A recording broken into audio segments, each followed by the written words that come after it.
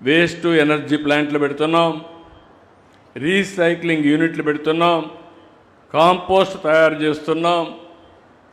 ఎక్కడికక్కడ ఏ రోజుకు ఆ రోజు ఇవన్నీ కూడా క్లీన్ చేసే పరిస్థితికి వస్తున్నాం.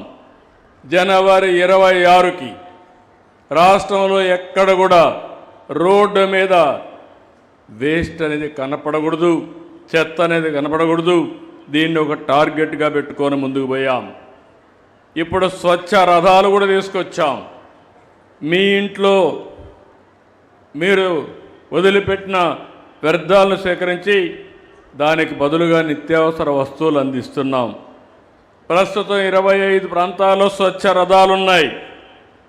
వీటి ద్వారా 31 లక్షల విలువైన మొత్తం అంటే 1,99,000 కేజీల పొడి చెత్త సేకరించారు.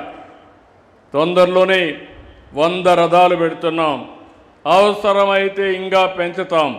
వారానికి ఒక్కసారి మీ పరిసరాలకు మీ ఇంటి దగ్గరికే వస్తుంది.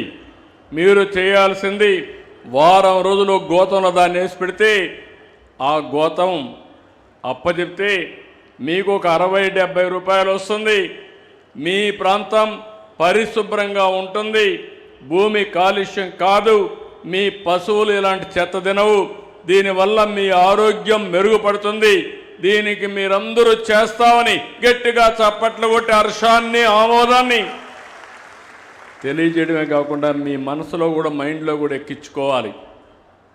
మన ఇంట్లో ఒక అలవాటు ఉంది. ఇంట్లో చెత్త తీస్తాం, రోడ్డు మీద వేస్తాం. ఇల్లు మంది అనుకుంటాం, రోడ్డు వేరే వాళ్ళది అనుకుంటాం. ఇల్లు మందే, రోడ్డు మందే. ఇది మర్చిపోతున్నాం. మనలో ఒక సామాజిక స్పృహ రావాలి.